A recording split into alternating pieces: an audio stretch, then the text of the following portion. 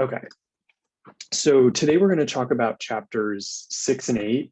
It's mainly chapter 6. Chapter 8 is very short. I think there's like a handful of slides. But for chapter 6, we're really going to talk about government policies. And so as far as the agenda for today, we're basically going to go through price controls, which include price ceilings, price floors, and then taxes, which include elasticity in taxes, social welfare. We talk about deadweight loss, and then also revenue.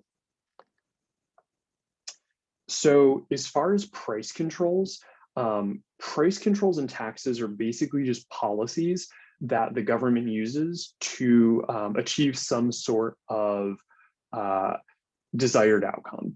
And basically, at the end of the day, they're just government policies that alter the private market outcome. And so, for example, here, I included just an example of the minimum wage schedule in California. So in California, the minimum wage is increasing, and the minimum wage is an example of a government policy that is designed to alter the private market outcome. And so, for example, when we're talking about price controls, we're really just talking about the fact that the government is regulating the price of the good. And so the government can really regulate the price of a good in two different ways. They can either explicitly set the price of the good, or they can set a minimum or maximum price for the good. So basically they can say, everyone is going to pay $5 for this orange. That would be an example, the first example.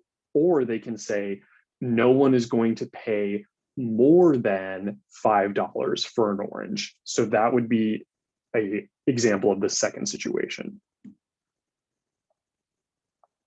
Okay, so we have two different types, as I mentioned before, the price ceiling, which is a legal maximum on the price of the good or service, or price floor, which is a legal minimum on the price of the good or service. So we have here an example or kind of a situation of a price ceiling. So we can see that in this market, the equilibrium price for apartment rentals is $800 and the quantity is 300. So that's our current equilibrium. We're familiar with the demand and supply in their intersection, and that intersection is this point right here. So then we have a price ceiling though. And in this case, it's a non-binding price ceiling. And this is really important, the distinction between binding and non-binding. So we have here a price ceiling that is above the equilibrium price. So we can see here that this is non-binding because it doesn't change the market outcome. And that's really, really important. So a non-binding price ceiling does not change the market outcome here. There's no change in the outcome. So everyone still pays $800 for their apartment when there is a $1,000 price ceiling. So what happens though to make it binding? So to make it binding, it has to be below the equilibrium. So binding price ceilings have to be below the equilibrium in the market. And we can see that here because we have an $800 equilibrium and the price ceiling is 500. So that effectively means that this is a binding price ceiling and it's changing the market outcome. So we can see here that the supply is, or the quantity supplied in the market at a price of 500 is 250 units. Now, the quantity demanded at a price of 500 is 400 units. So we can see that that's causing a shortage in this market. So this market has a shortage because there is a binding price ceiling in effect. Okay, so does anyone have any questions before I move on to the next thing? Just to make sure that everyone understands binding and non-binding. So those are very, very important. Yeah. Feel free to unmute yourself if you have a question or type into the chat. Yeah, I just have a quick question. Would you be able to give an example of when these two scenarios will be implemented? Yeah, so basically for a non-binding price ceiling, that would be if the government doesn't want the price to actually change the equilibrium outcome. So the government would basically implement a non-binding price ceiling if they didn't want anything to change in the market. Now there's a question of like, why would they do that? And they usually don't because it doesn't change the outcome, but it's definitely something that can happen occasionally. The normal thing though here is the binding price ceiling. And so a common example is in this case, rent control. So rent control is basically the idea that you're setting rent, the government is setting the price of rent below the equilibrium. So here, let's say the government is implementing a $500 price ceiling, and the prior equilibrium wage was $800. So what that effectively does is that means that the old equilibrium now does not exist. And so now there is this difference between the demand and supply. So there's a demand for 400 apartments, but the supply of apartments is only 250 at a price of 500. And so because of that, that means that there is a shortage in this market. Effectively, that quantity demanded is exceeding quantity supplied in this market. Thank you. Yeah. Do anyone else have any other questions before I move on?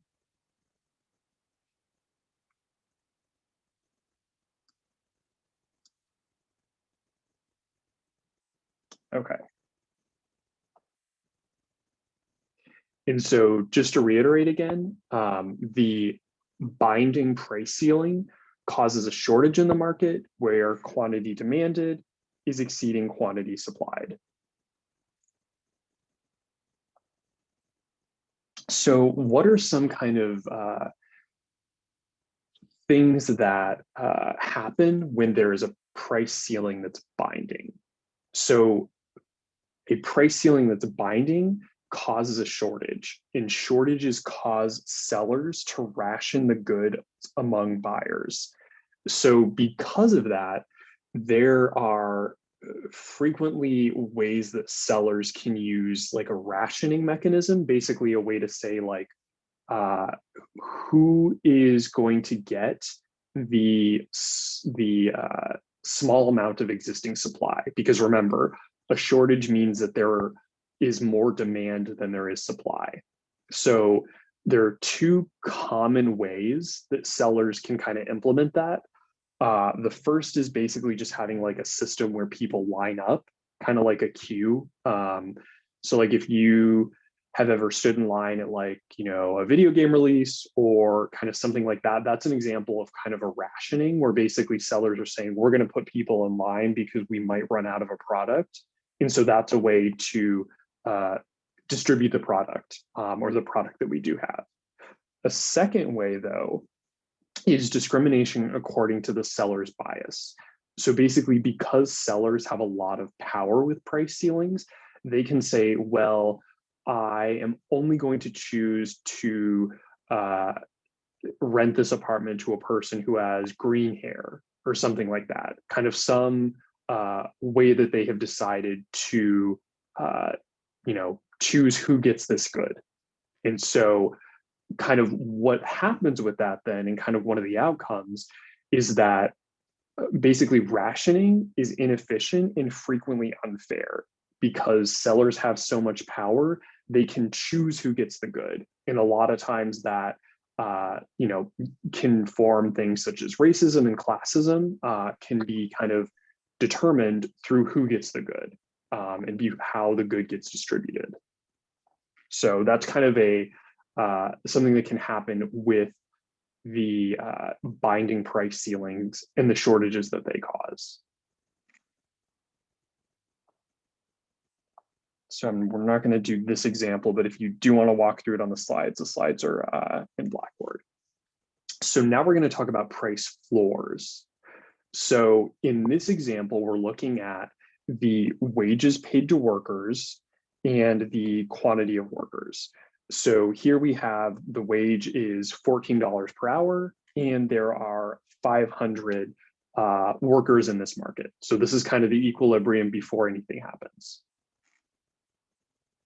So now the first instance we have is the price floor below the equilibrium price. And that effectively means that it's not binding. So similarly to how price ceilings can also be not binding, price floors can also be not binding.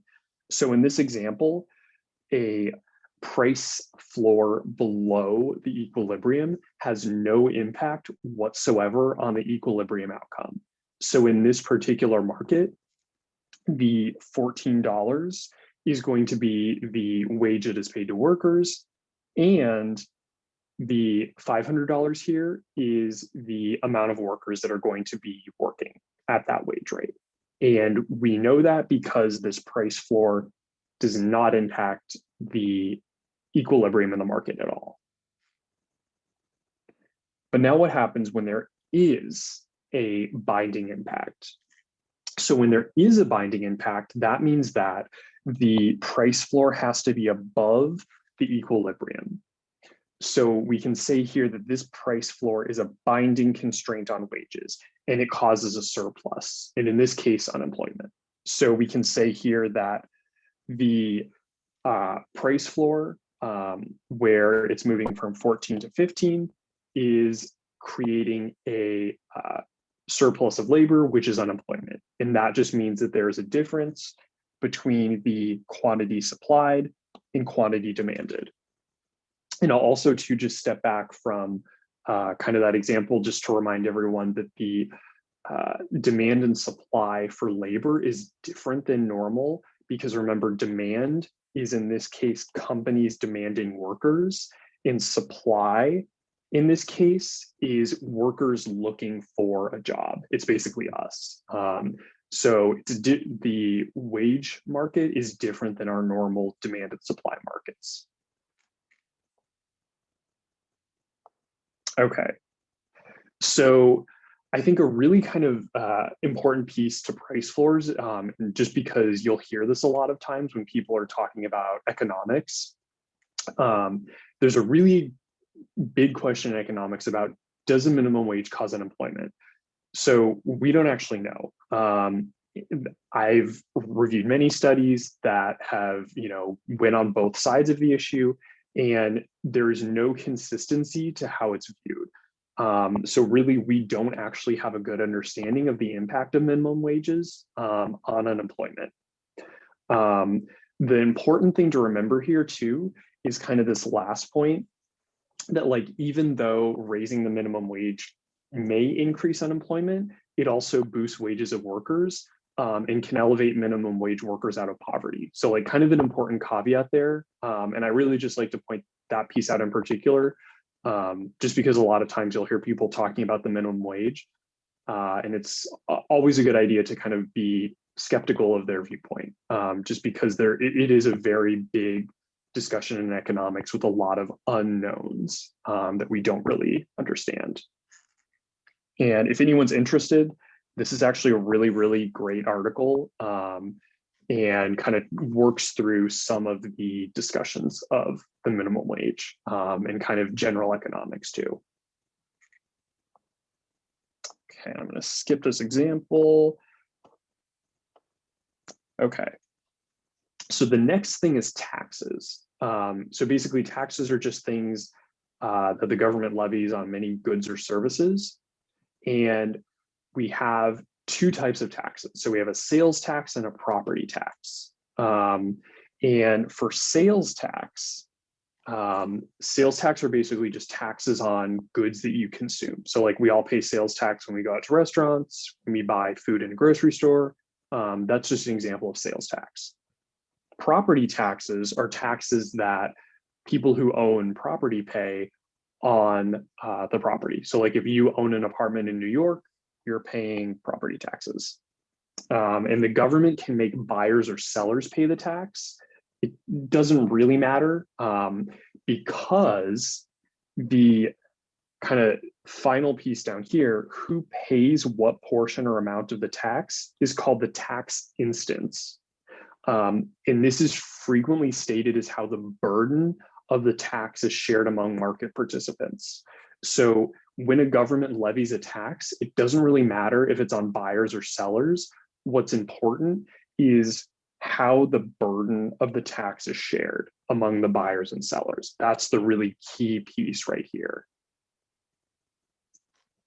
Yeah, and so just kind of saw something in the chat. So like as far as the kind of supply and demand for wages, just to kind of revisit that, because I think it's such an interesting discussion, is that when we're talking about the market for workers, it's really important to remember too that the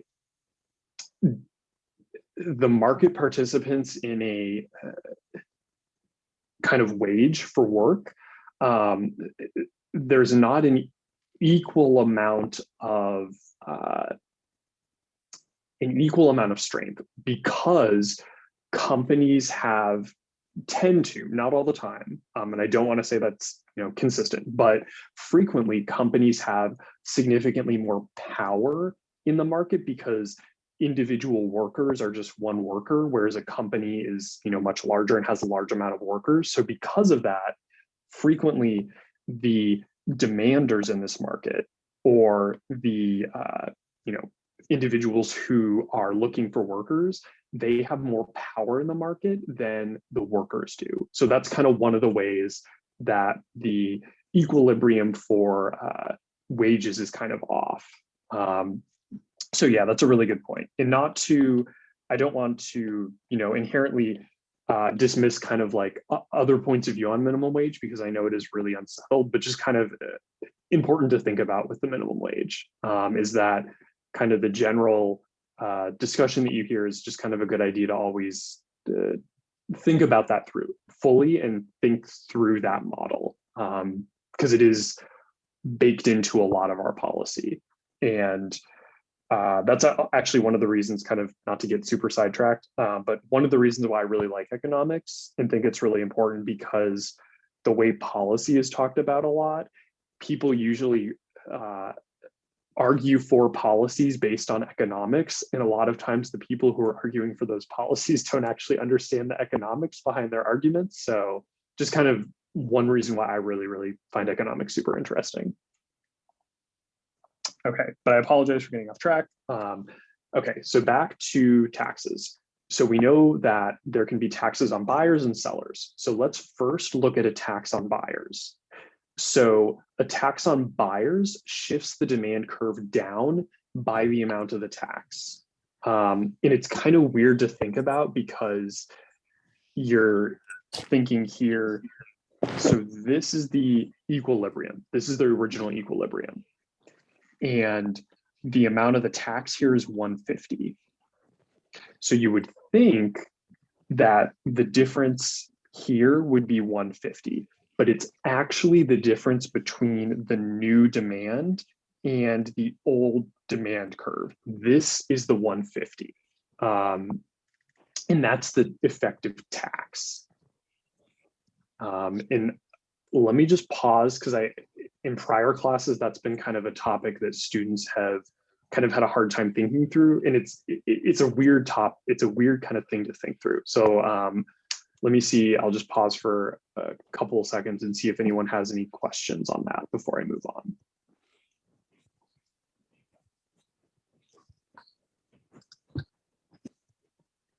No question, Professor. Could you just like repeat it again?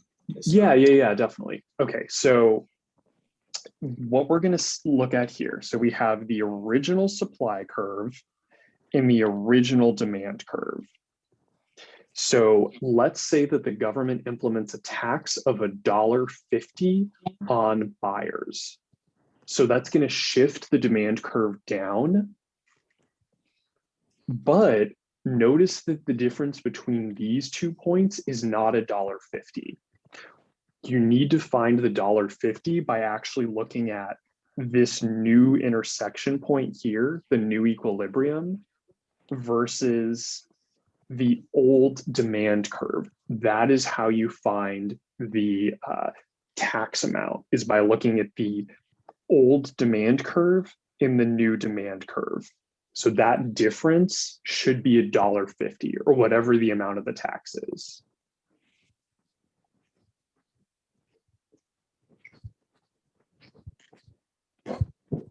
Does anyone have any questions on that, or kind of any clarification on that?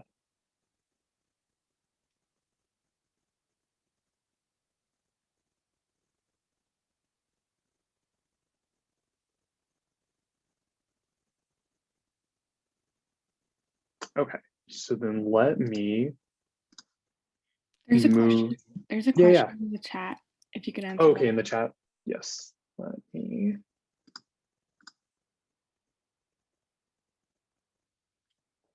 That is an excellent question. So the product does actually increase by $1.50. And it's a really, really weird way to think about it, but let me try to walk through it. So when we're thinking about a tax, this is the new price that sellers receive when they sell a good. So let me kind of make up an example of a good. Let's say like, I don't know, like a water bottle. So let's say like this water bottle used to cost $10, but the government put $1.50 tax on it. So now sellers in the market, they receive $9.50 for this water bottle when they sell it. But the price that buyers pay, so like if I wanted to buy this water bottle, I would have to pay $11 for it. And it's the difference of the tax right here. So basically, me as a consumer, I am paying $11 for the good. Sellers are selling the good for $9.50. And the difference between these two is the tax. Does that help, or does anyone have any questions on that? And feel free to either type in the chat or unmute yourself. Okay, let me see. Yeah, so we will, so Natalia, we will answer your question a little bit later, but that's a very, very good question. Yeah, so that's the weird thing, and that's a really good point, Adriana. So for this movement here, the 50 cents actually isn't the important part. It's not that 50-cent decrease is not really the important piece, even though it seems like it should be. The important piece is the difference here between the new demand and supply curve and the new price consumers are paying. Because this is effectively the $1.50 or $1.50 tax. So then if we go to the next slide, that's going to show us the burden, which I think kind of, yes, yeah, exactly. And that's, I think, kind of the next question that everyone had was the buyer instance of the tax is $1. And you know that because you compare the old equilibrium right here, the old equilibrium price, with the new price that buyers are paying. And sellers, you do the same thing for them. So you look at the old equilibrium price and compare it with the new price in the market. So that 50 cents is the seller tax instance. And now let me pause here and see if there are any questions. Because the graph, I feel like, can kind of be a little confusing. Yes, so that's a very good point. So if the tax is on suppliers, we'll walk through that later, but it all depends on the elasticity. Elasticity of demand and supply is going to show you how the tax burden is shared among, or sorry, the tax instance is shared among buyers and sellers and who pays more of the tax instance.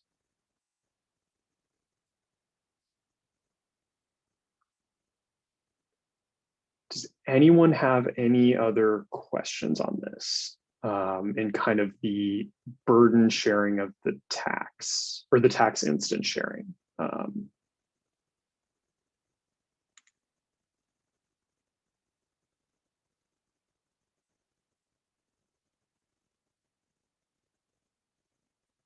Okay, and the only other thing that I'll mention here is just when you're thinking about taxation, remember that the burden of the taxation is still shared, because effectively the $1.50 is still impacting the entire market.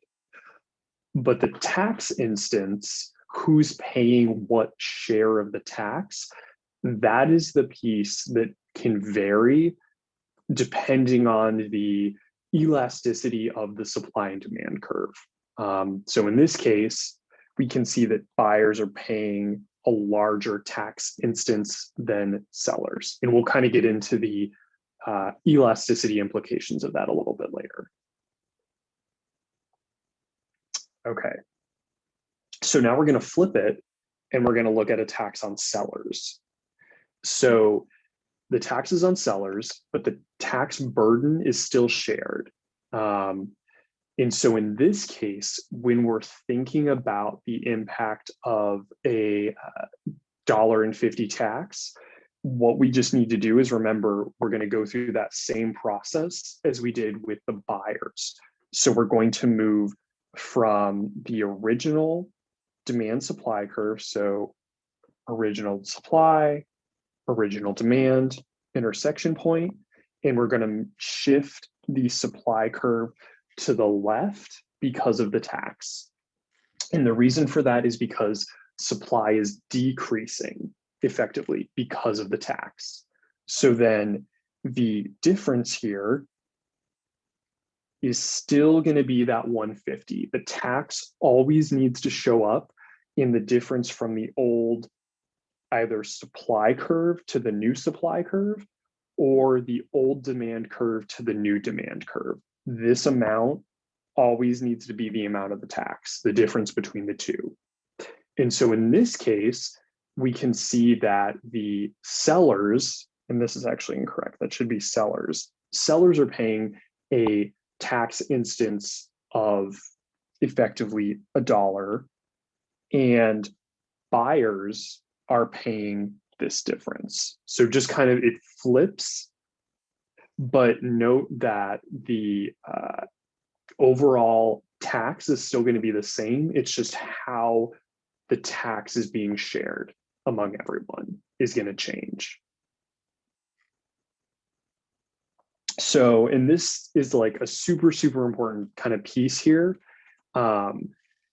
So the outcome is going to be the same in both cases. And so you're probably asking, well, but the outcome isn't shared. Like in one case, buyers are paying a greater instance of the tax. And then in the other case, sellers are paying a greater instance of the tax. So the reason for that is because the effects of price and quantity and the tax instance are the same whether the tax is imposed on buyers or sellers. So that's super, super important. The outcome is going to be the same regardless of who the tax is on, because in the entire market, that tax is going to have that same impact we see right here. The $1.50 is going to be the same impact. It's just going to be the tax instance is going to be either more on sellers or more on buyers, but overall, that instance is going to be the same.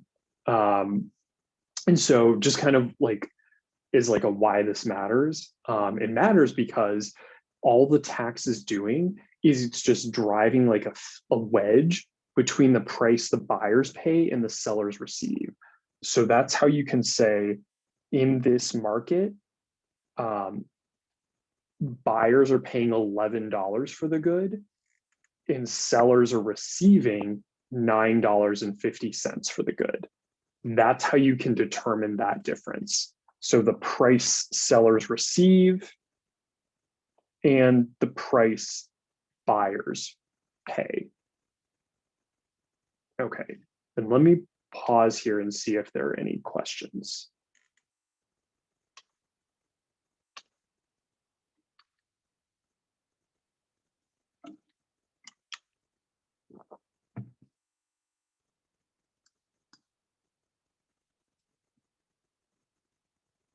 Okay.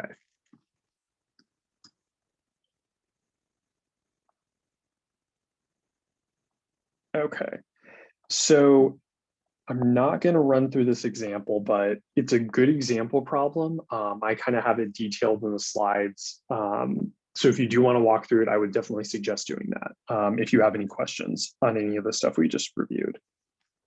Okay, so I mentioned this before, but just now we're going to kind of actually learn about elasticity in the tax instance.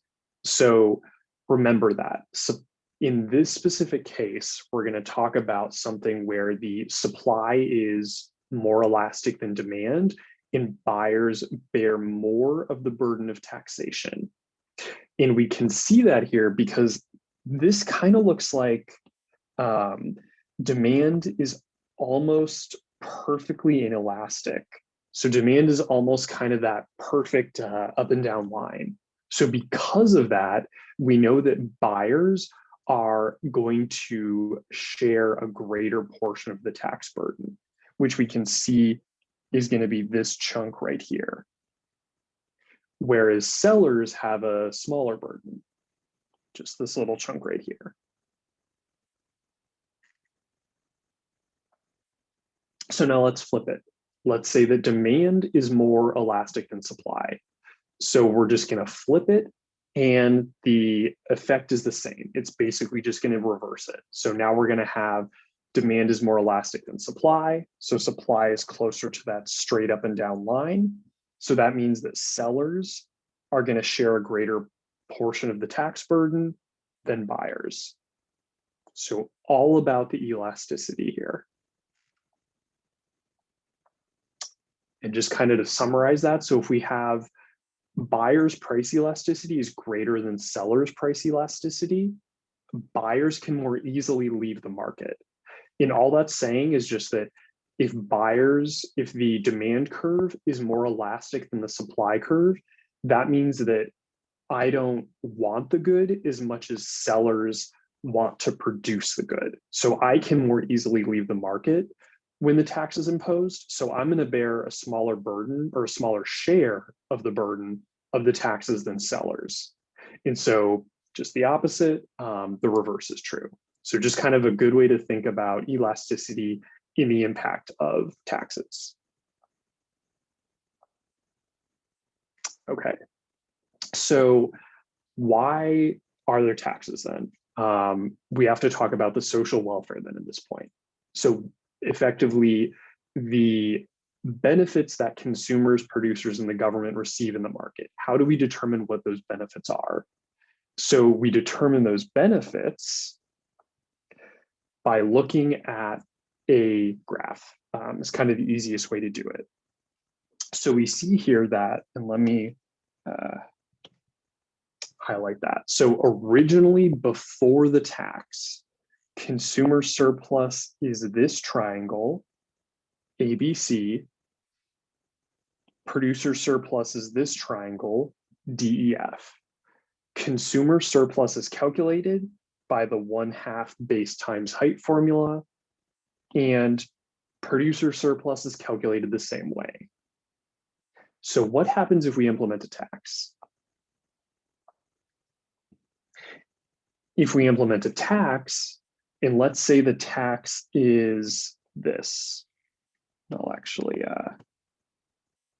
draw on there so that's clear. So this is going to be our tax. So now consumer surplus is only going to be this chunk up here.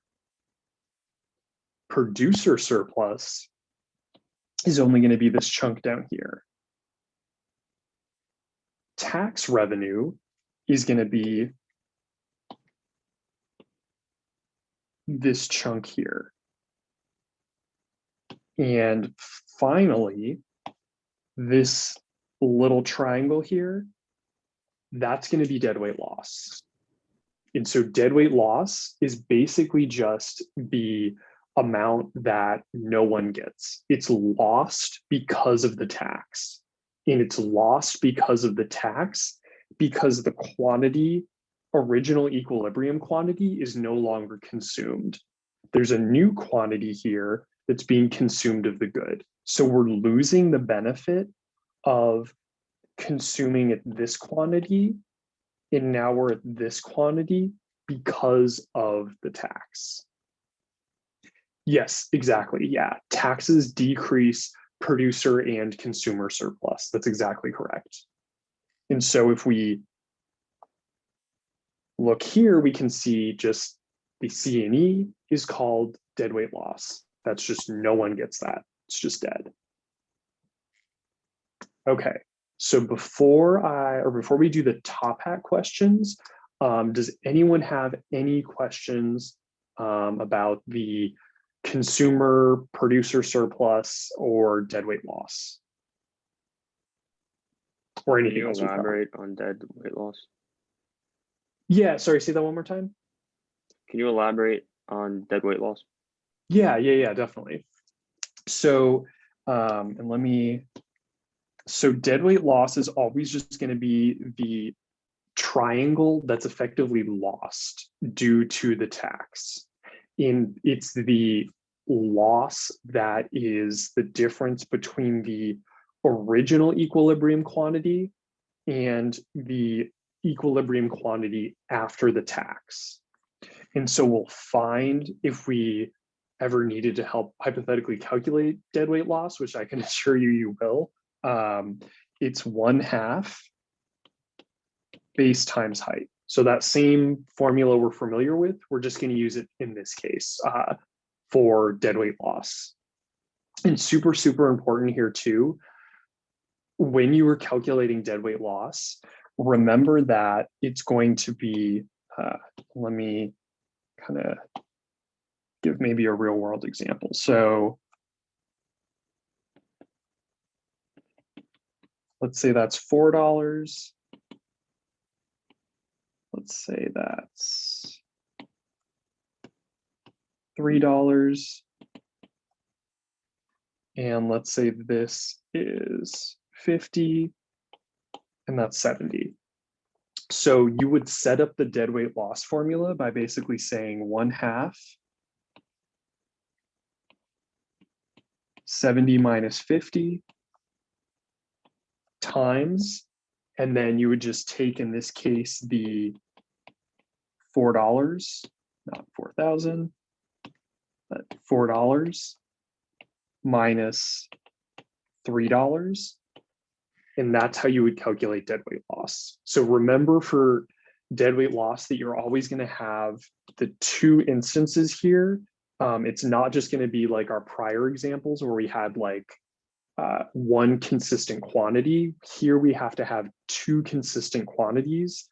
So we need to take the 70 minus 50 and the 4 minus 3. So there's always going to be the old quantity, the new quantity, the price buyers are paying, which in this case is $4, and the price sellers are receiving, which in this case is $3.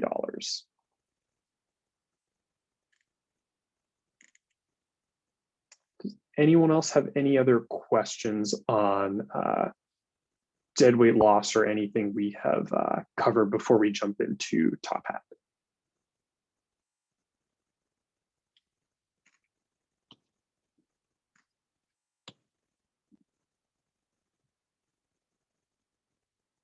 Okay, so let me jump into top hat so we can answer our first question.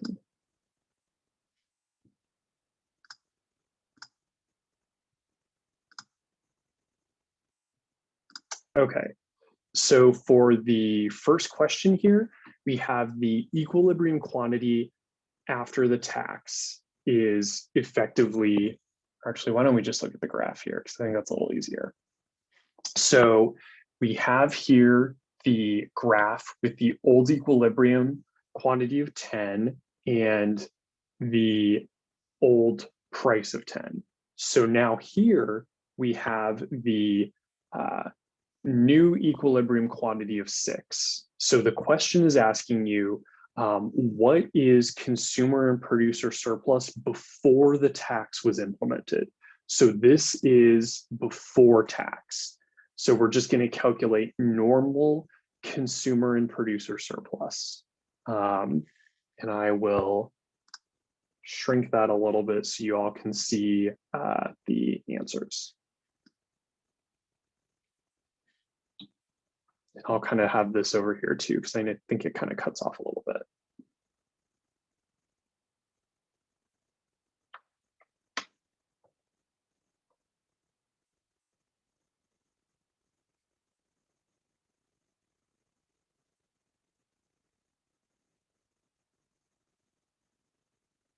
And feel free to let me know if you have any questions as well.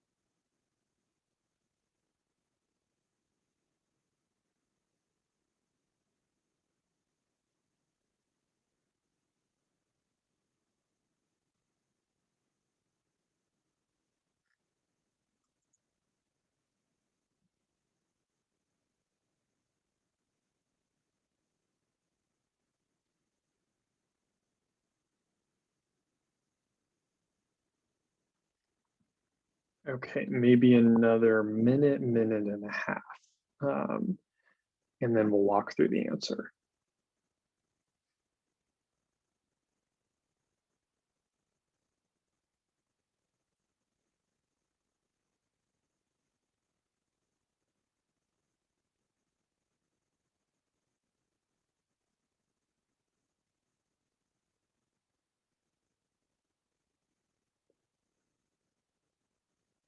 I think we're almost there. Only a couple people need to answer before.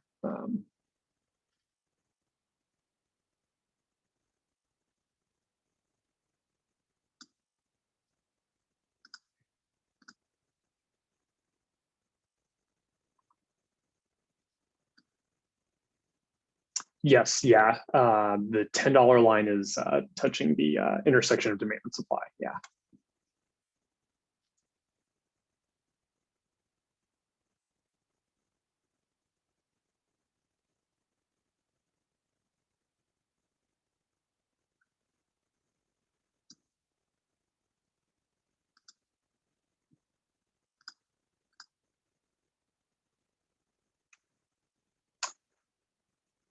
Great question. And I will answer that while walking through this problem. Okay, so I'm going to end it in like 10 seconds. So if you have not answered, answer shortly.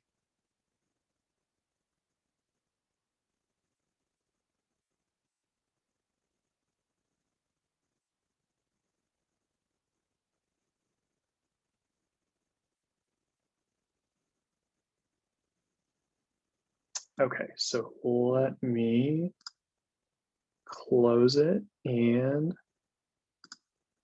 let's see what the responses were. Okay, so decent Um, so the correct answer was D. So a decent amount of people got that. So let's walk through what that looks like to make sure everyone understands that process.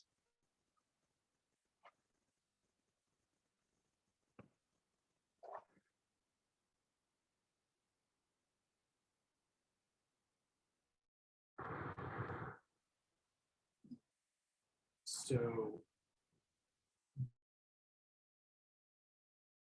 okay, so there's one question that someone had that's a good question that I'll answer before I walk through the example, but basically deadweight loss money does not go to the government. That's just money that no one gets. That's reduced surplus because there is a tax. So it's basically just loss. No one gets it.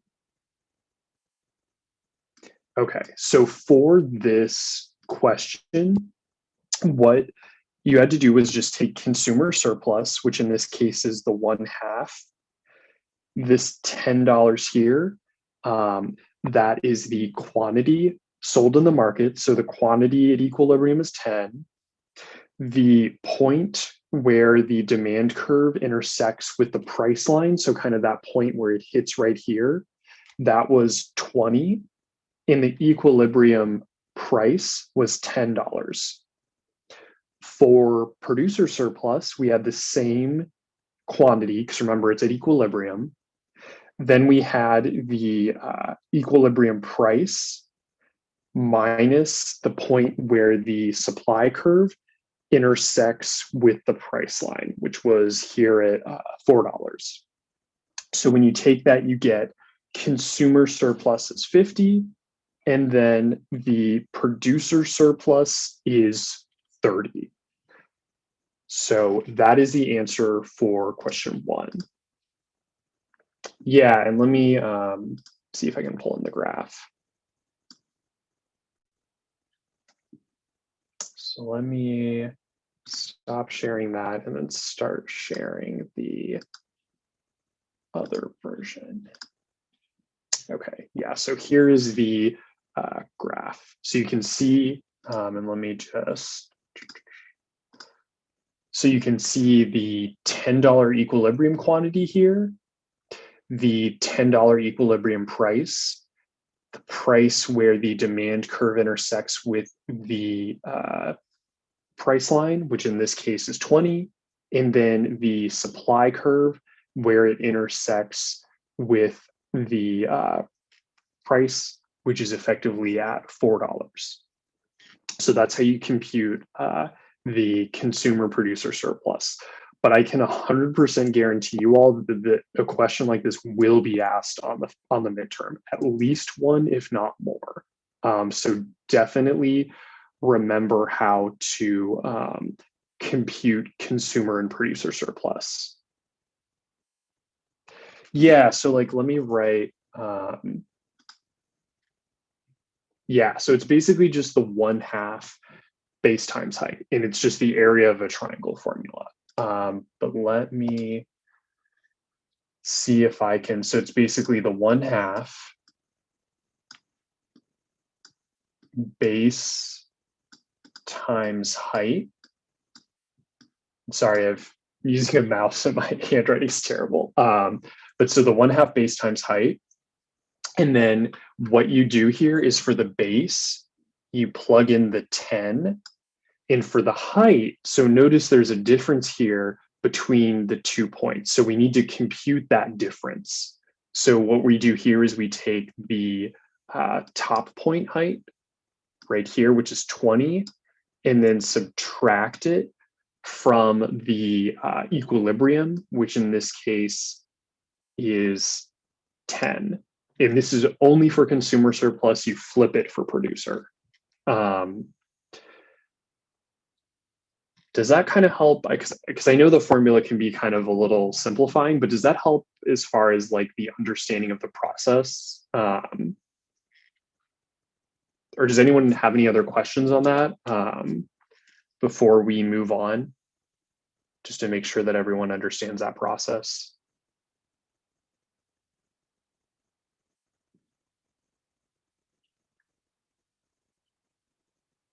Okay. So then let's do question 2. Let me delete the weird scribbles that I wrote everywhere. Okay, so let's take a stab at this question.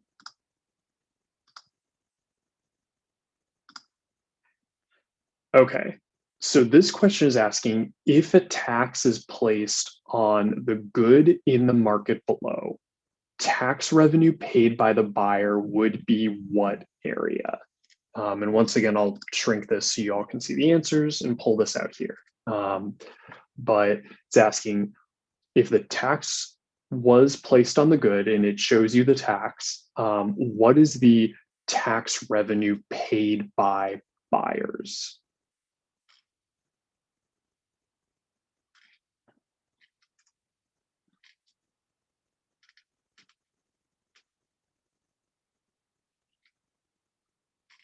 And feel free to let me know if anyone has any questions as well.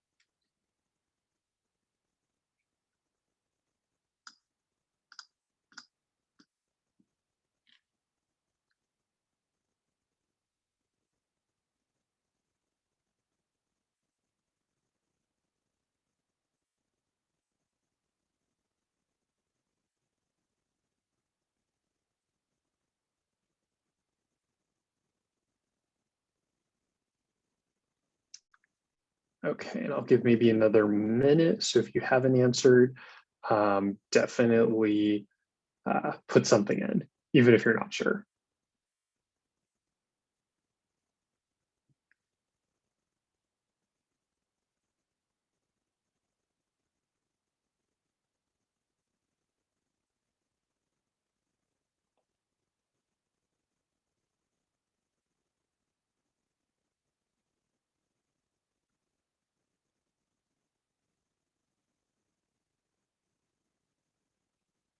Okay, in another 30 seconds. So anyone who has not answered, plug in an answer.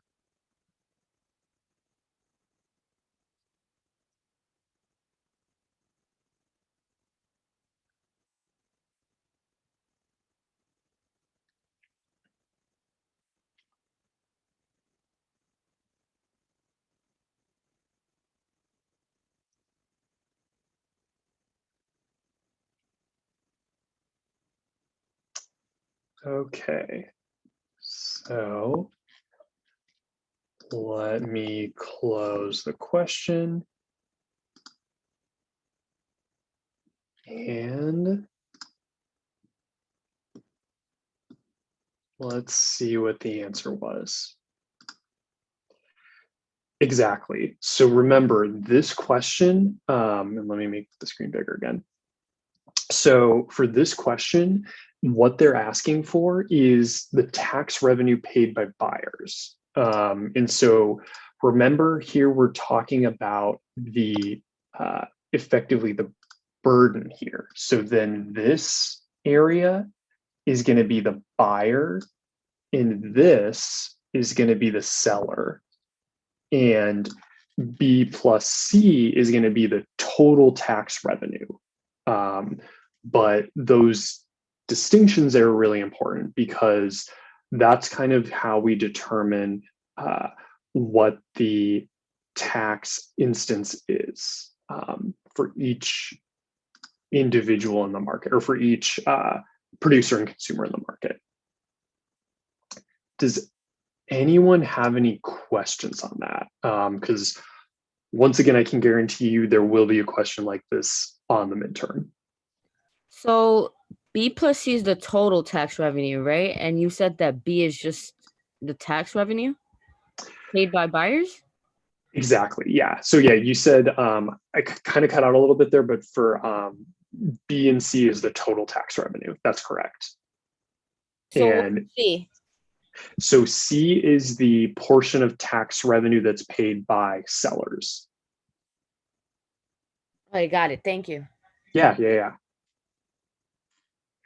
So, and yeah, actually, that's a really good question. So I can actually walk through all of these because that's a really good point too, just to kind of show you all what that is. So for A, so A is consumer surplus in the market. So that's consumer surplus. E and F, so these two right here are deadweight loss. And then D is producer surplus. So that's what all of those various triangles represent. Various triangles or rectangles, because some of them are not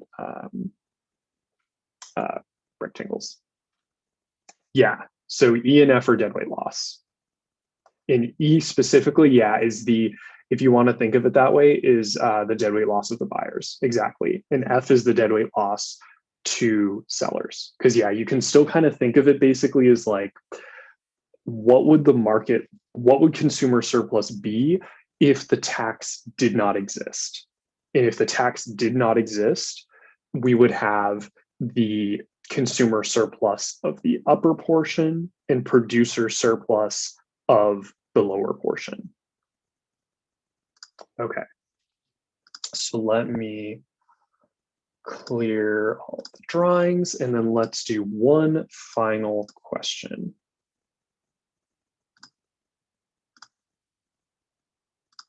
Okay, so this question is asking, assuming the graph is drawn to scale, which of the following is true regarding the burden of the tax in the market below? Okay, and I'll kind of have that, the graph right here so y'all can see. Actually, I'll put it down here. And this is also very much a question that you could see on an exam as well. And feel free to let me know if anyone has any questions as well.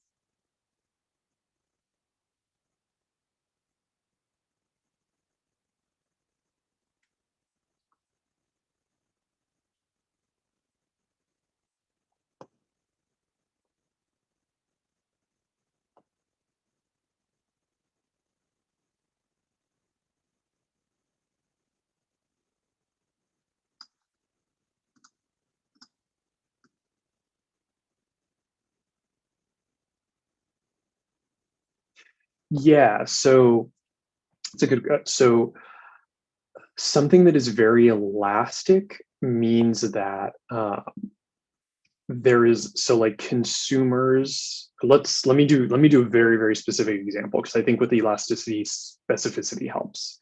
So if something is very, very elastic, that means that the individual can walk away from consuming that good easier. And so actually that wasn't super specific, so let me get even more specific. So let's think about luxury goods. So luxury goods tend to be more elastic because they're not necessities, so people don't need them. So if the price of a, I don't know, what is a luxury good? I don't know, the fancy car, a BMW. So let's say like the price of a BMW increased dramatically. We would assume because it's a luxury good that it's very elastic. And so the price increase would actually be less than the quantity decrease. So the price increase in a BMW, there's going to be a larger decrease in the quantity of BMWs bought because BMWs are an elastic good because they are a luxury good.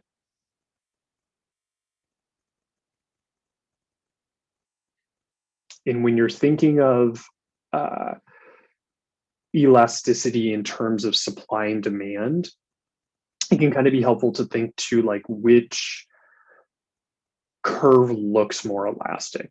Not necessarily all the time, but just assuming in certain cases. Like in this one, it's very specific, assume the graph is drawn to scale. Can kind of help a little bit too.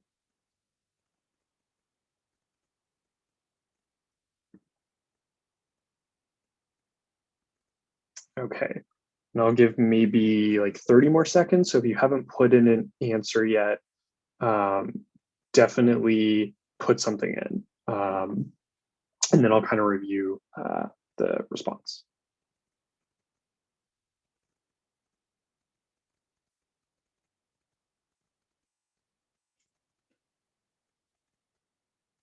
Okay, looks like everyone has answered. So let me close and exit. And let's see what the correct answer was. Awesome. Okay. So definitely the majority or slight majority got it correct. But this is a hard question, but this is also a question you could see on an exam. So let's walk through what that means. So which one of these curves, and in this case, I'll say, demand or supply. So which one of the curves looks like it is closer to being inelastic? And remember, for inelastic, we have, actually, let's see.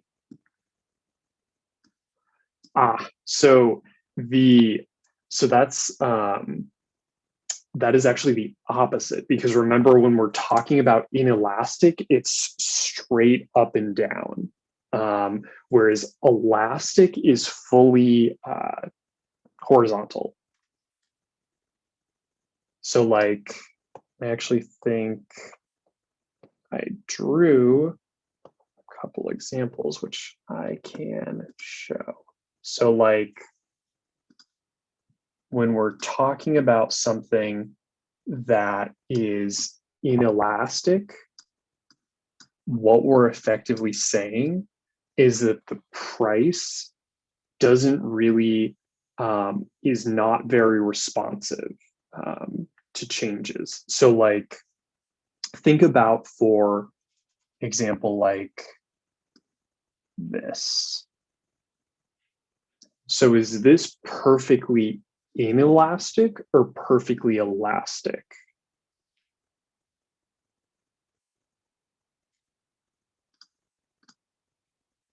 Exactly. Yeah, perfectly inelastic.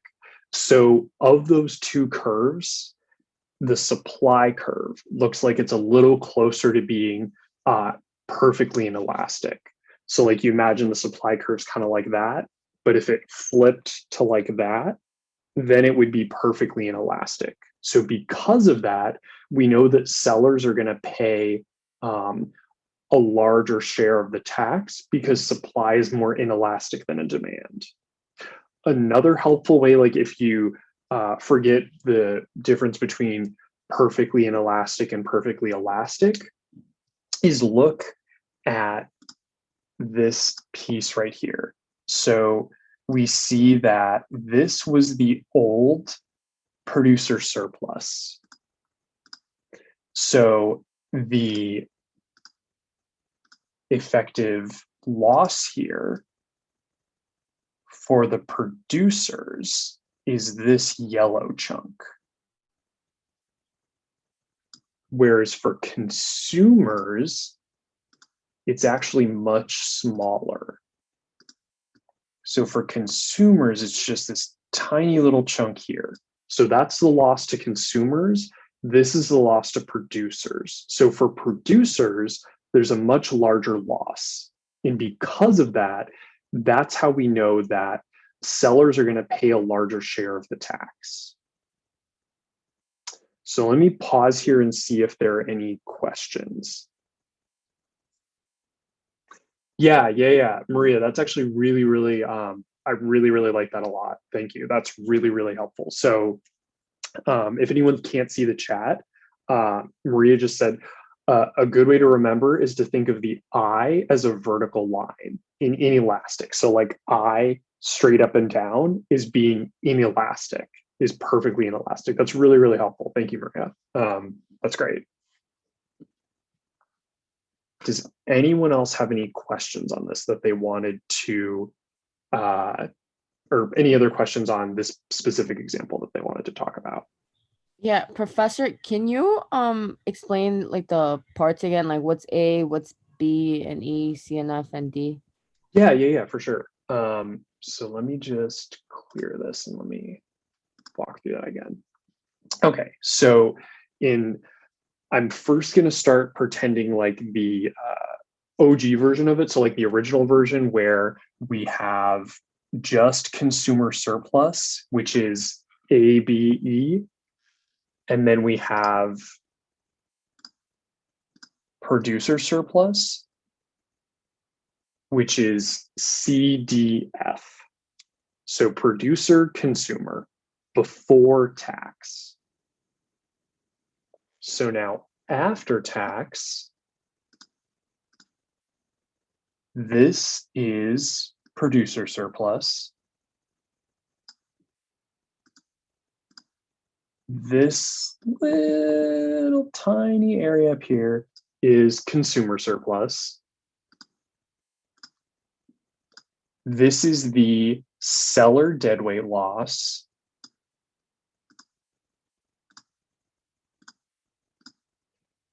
This is the seller portion of tax. This is the buyer portion of tax. And finally, let me choose a different color. This is the buyer portion of deadweight loss.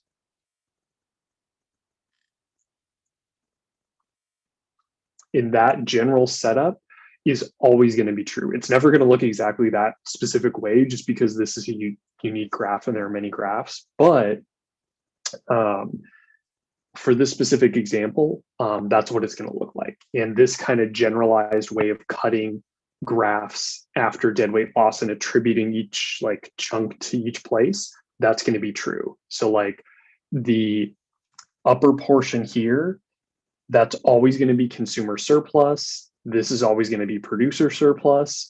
This is always going to be deadweight loss portion of producer surplus. This is going to be the tax revenue producer surplus.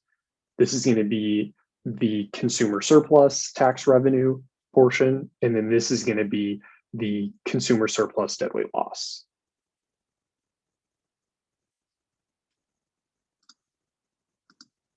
Does anyone have any other questions on this?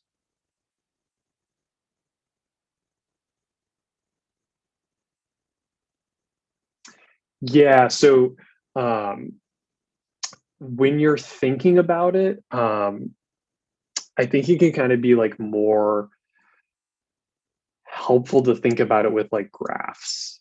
Because like in the PowerPoint, we were kind of comparing to, whereas here we're just talking about like the burden. And there's like a slight difference there that's really important. So like for the PowerPoint, we're comparing the demand and supply as far as elasticity. We're doing the same thing here.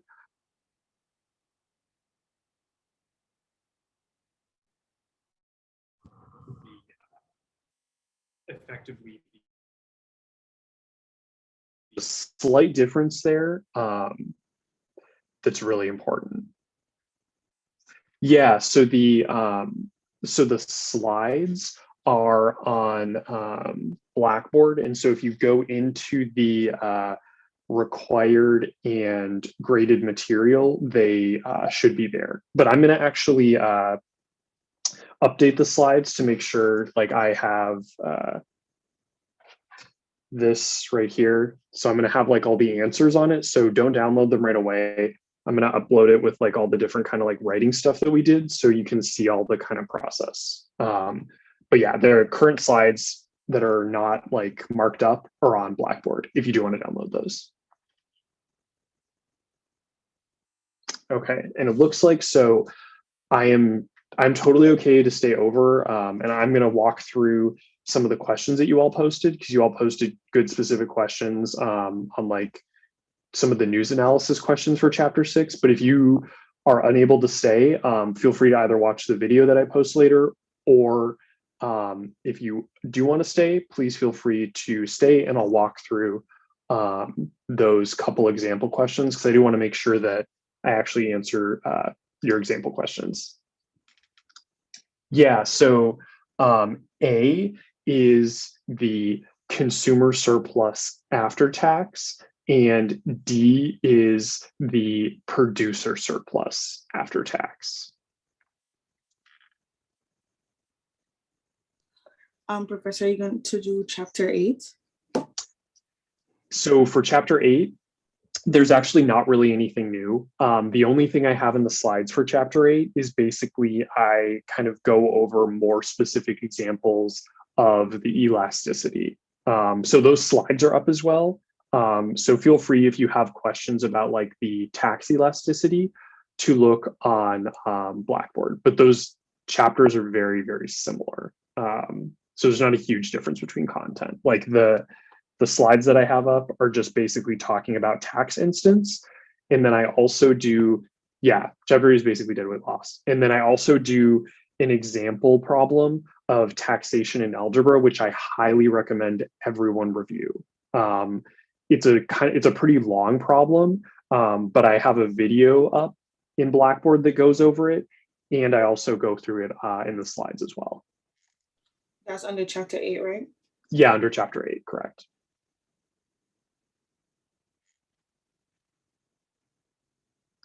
Okay, so I'm going to, and like I said, if you are busy, don't have to stay. If you do want to stay though, I'm going to go over the couple example problems that you all requested from the Top Hat section.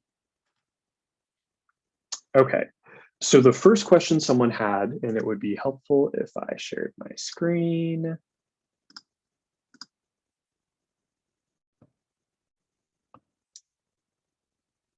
Okay, so the first question someone had was about this question here.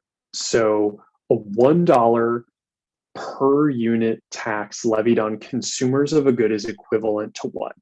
So the correct answer is the B, a $1 per unit tax levied on producers of the good. So remember, the outcome is exactly equivalent regardless of who the tax is levied on. So that's really important. The tax levy doesn't matter if it's on consumers or producers, the outcome in the market is going to be the same. The only difference is, like we talked about, just that burden of taxation. Who's going to have the larger burden? But overall, it's the market outcome is going to be equivalent whether it's on consumers or producers. So very, very important point here that this question was asking. Okay, so the next question was on this example right here. So let me zoom in a little bit. And this one gave you a bunch of different graph lines and then was asking you, so using the graph, let me zoom out, indicate which of the following statements is true or false. So the first one was asking about between point A and D. So those two, curve JJ is elastic. And so remember, perfectly elastic is going to be just that flat line, the flat horizontal line. So that is true. We can say that between point A and D, it's going to be elastic. So then the next statement is saying curve JJ is less elastic between points A and D than curve KK is between point A and C. So talking about this here versus this here. So curve JJ we know is actually more elastic than these points. So this is more elastic. And because of that, we can say false, that this curve is more elastic than this curve. And then the final point is between point A and B, curve II is perfectly elastic. And so that's false. This curve is actually perfectly inelastic, as you can see right here.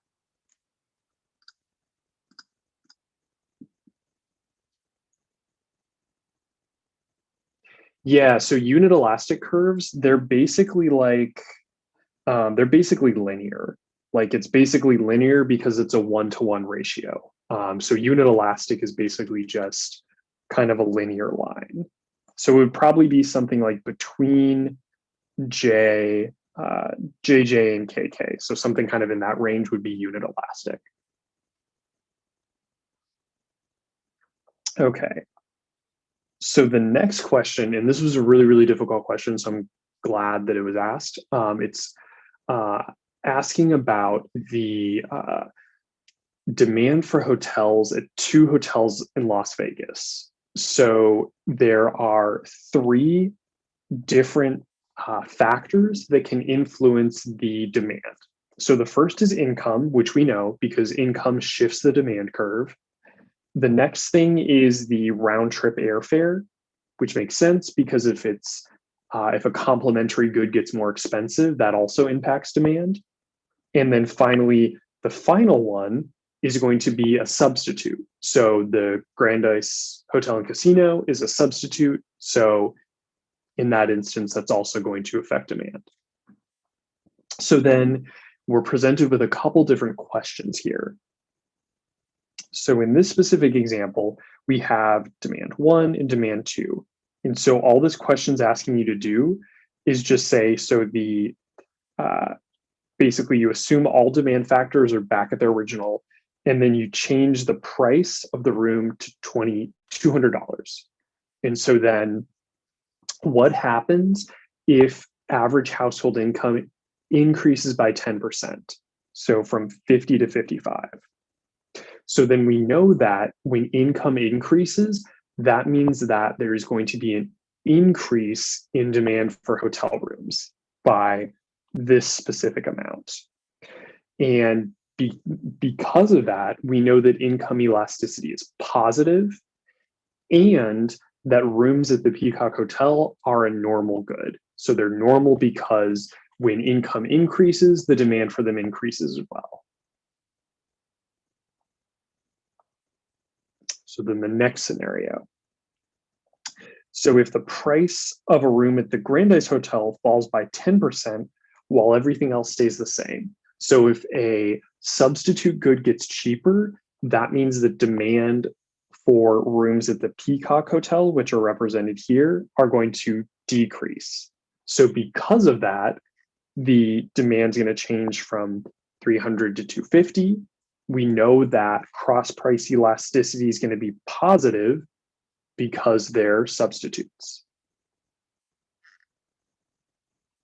And then finally, we have a question asking us about the total revenue. So we remember total revenue is price times quantity. It is effectively, in this case, going to be the price of the room of 200 times the quantity demanded. Then they ask you to do a shift in the graph. So then the new price is going to be 175 and the quantity demanded is going to be 325.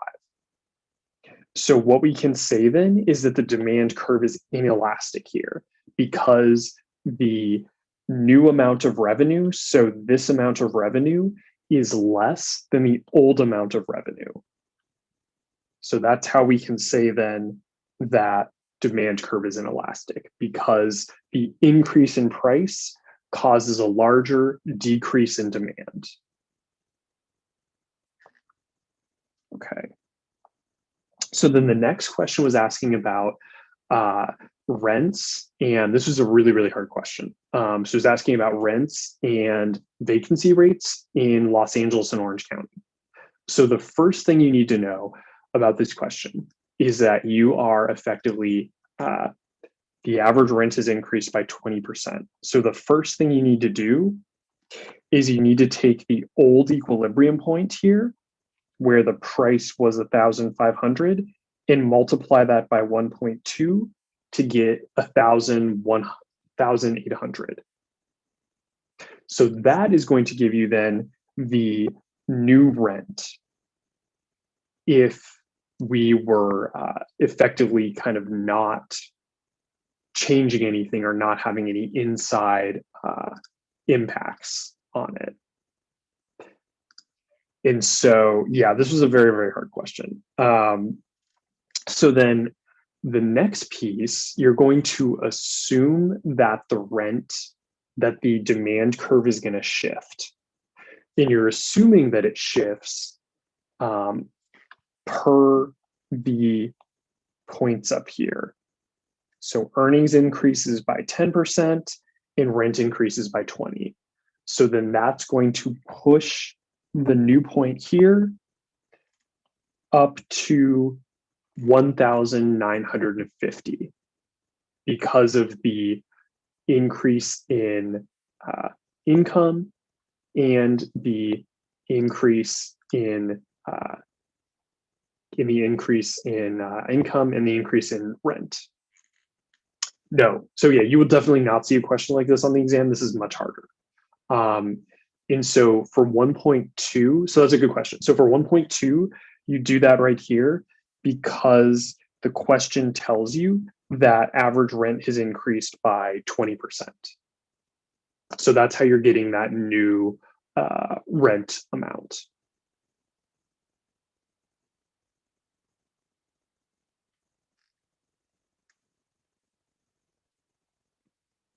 But now layered on top of that, they're telling you that there is a rent cap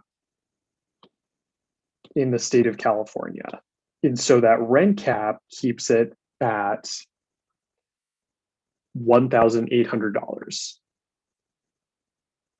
Yeah, so you could, so basically there's two ways to find because yeah, that's a good question. So basically there's two ways to find effectively percentage change. You can either do it by like multiplying the 1,500 by the 0.2 and then adding that to the 1,500, which gives you 1,800. Or, and this is kind of like a cheat way that I really like doing, you just take 1,500 times 1.20, and then that gives you the 1,800. And the reason for the 1, so you can only do this when you know that the percentage is increasing, not decreasing. Because basically, like imagine that the original value is like 100%. So like we have 100% here. So if you want to increase the original value by 120%,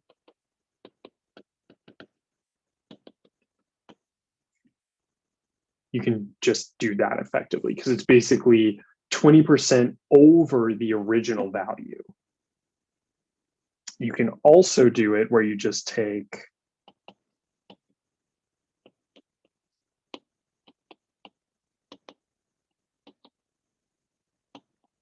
the 300 and then add the 300 to the original rent amount, which will give you the 1,800.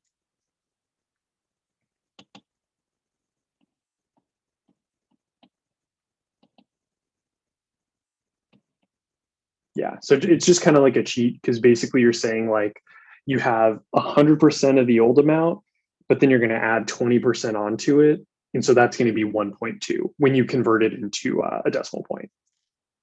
So yeah, the other way you did it's totally correct. Just remember to always add it back into the amount because you don't want to make the mistake of thinking it's just the 300.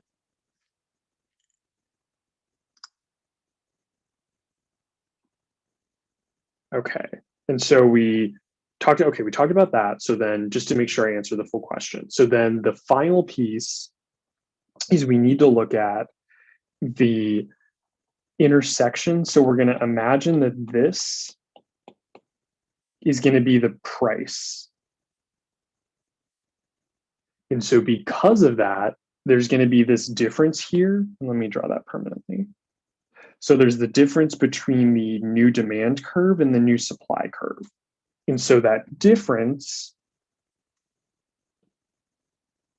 is just going to be the difference between the 600 and the 700. So in that case, that is going to be the shortage in this market because of rent control. There will be a shortage of 100 units because there are 700 units demanded and only 600 units supplied.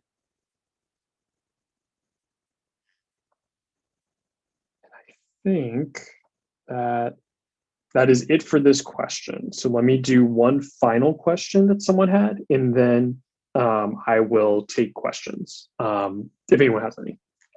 So the other question someone was asking about accounting profit and economic profit.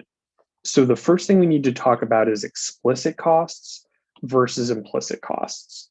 So explicit costs are costs that require an outlay of money. So like you're paying wages to workers or you're paying rent, where implicit costs don't require a cash outlay.